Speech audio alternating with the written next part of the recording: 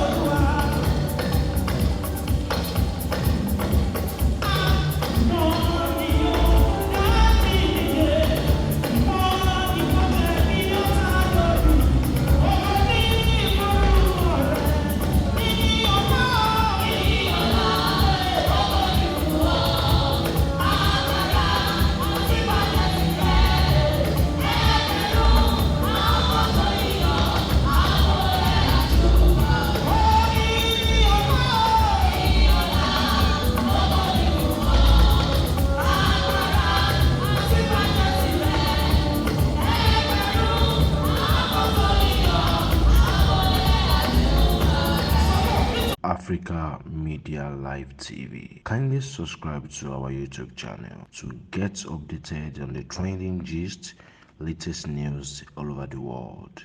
Like our page, subscribe, and share.